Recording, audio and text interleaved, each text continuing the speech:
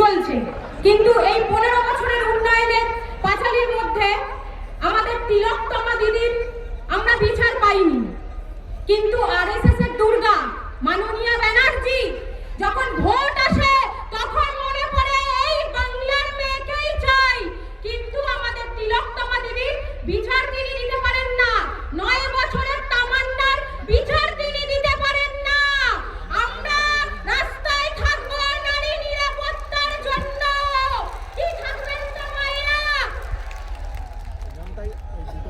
এইভাবেই আমাদের রাস্তায় নেমে লড়াই করতে হবে তৃণমূলের চোখে চোখ রেখে। এটা 2021-এর আইএসএফ নয়, 2026-এর আইএসএফ। এটা নবান্ন কোম্পানিকে মনে রাখতে হবে, পিসি ভাইপোকে মনে রাখতে হবে। রিঅ্যাকশনের পাল্টা অ্যাকশন হবে এবার থেকে। আর ভাইপো বলেছে ভাঙড় দখল করবে।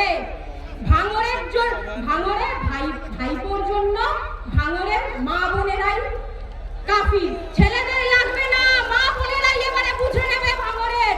তাই আমরা নারী নিরাপত্তার জন্য আমাদের রাস্তায় থাকতে হবে। লক্ষ্মীর ভান্ডার দিচ্ছে, লক্ষ্মীর ভান্ডার সরকারকে দিতে হবে। ওটা নবান্ন কোম্পানি বা ব্যানার্জি পরিবারের বা পৈতৃক সম্পত্তি নয়, ওটা আপনার আমার করের টাকা থেকে না লক্ষ্মীর ভান্ডার দিচ্ছে। তাই বন্ধুগণ, আমাদের রাস্তায় নেমে লড়াই করতে হবে।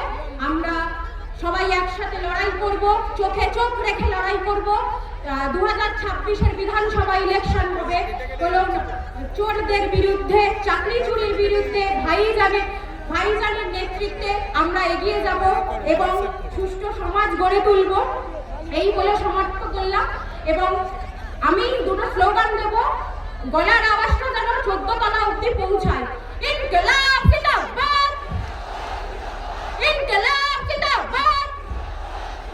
এই जुल्मी जब तक जुल्म करेंगे सत्ता के हथियारों से, चप्पा चप्पा गूंज उठेगा इनकलाबों के नारों से। इनकिलाब जिंदाबाद, भाईजान जिंदाबाद। तृणमूल हटाओ, बीजेपी हटाओ, भाईपो हटाओ, পিসি হটাও। এই নৈরাজ্যের বিরুদ্ধে ক্যামেরা করো তো, দেখো সামনে এটা পড়ে গেল, পড়ে গিয়েছিল। হ্যাঁ, পড়ে গিয়েছিল। জিন্দাবাদ, ইন্ডিয়ান সেকুলার ফ্রন্ট জিন্দাবাদ। সামনে হাঁটছো, দেখো কিছু আছে কিনা।